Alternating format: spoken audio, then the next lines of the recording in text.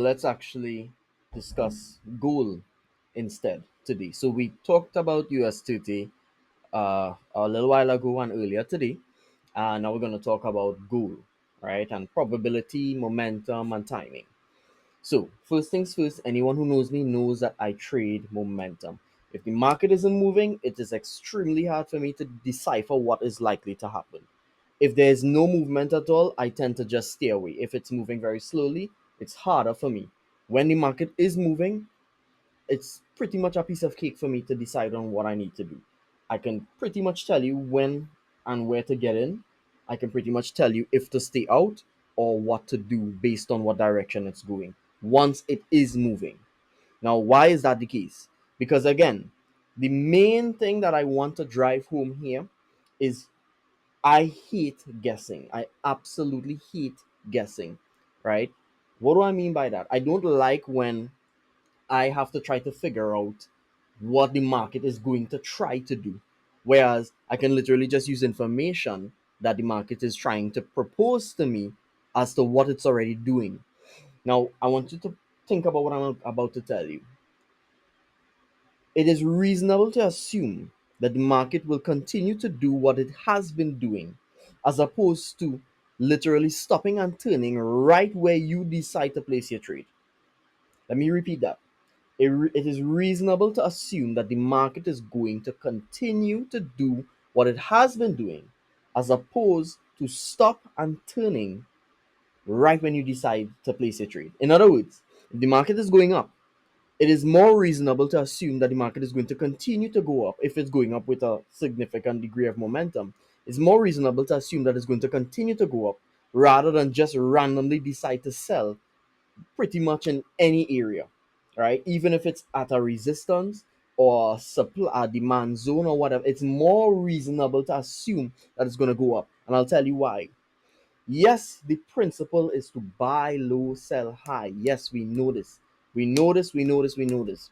However, the question is not whether or not we should buy low and or if we should sell high. The question is, how do we know where the low is?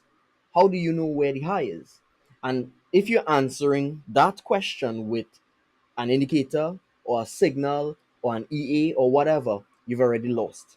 The reality is that no one knows where the low is and where the high is. So it is more reasonable, again, it's more reasonable to go with the flow. Let the momentum do the work for you, right? In other words, make money in moving markets. So for me, when the market is going up, I'm going to be buying. When the market is going down, I'm going to be selling. Let's look at an example of exactly that on gold right now.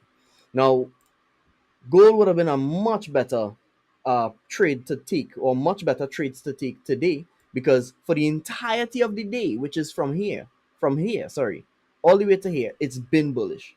That's without a shadow of a degree, without a shadow of a doubt.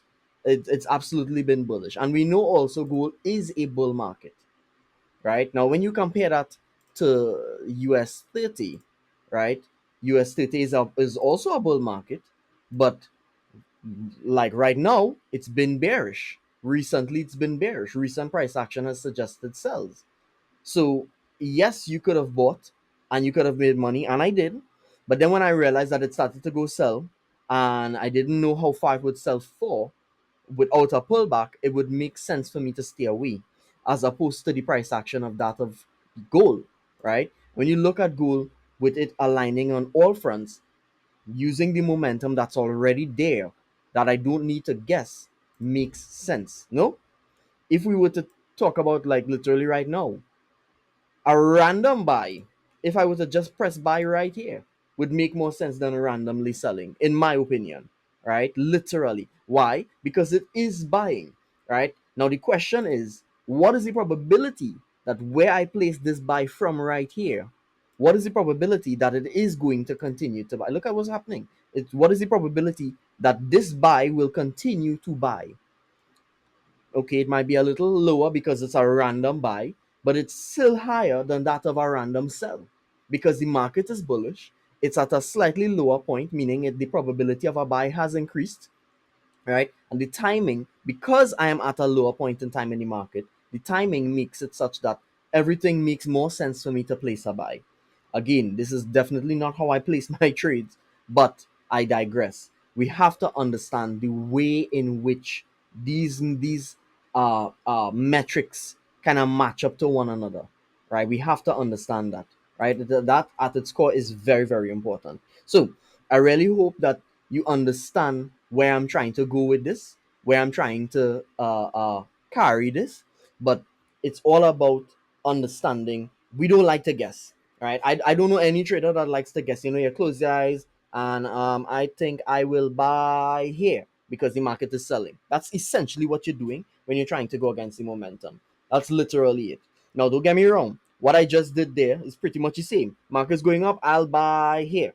Yes, but here's the thing: the probability of it going to buy is higher because the market is already buying. I hope that makes sense, right? Again, not everybody's going to agree with me. I'm not here to be agreed with. I'm here to tell you how I do it, how it works for me, and this is what actually makes me money, right? As you can see, I was up for the entirety of the day, and I've been up for the entirety of the month thus far as well, right? And I'll continue to do so. I will lose trades. That happens. Again, that's completely normal. But generally speaking, I will be up. And it is because of this exact way that I trade and I think. I hope you have a good rest of your day, guys. I'm done for the day. I'll see you guys tomorrow. See you soon. Peace out.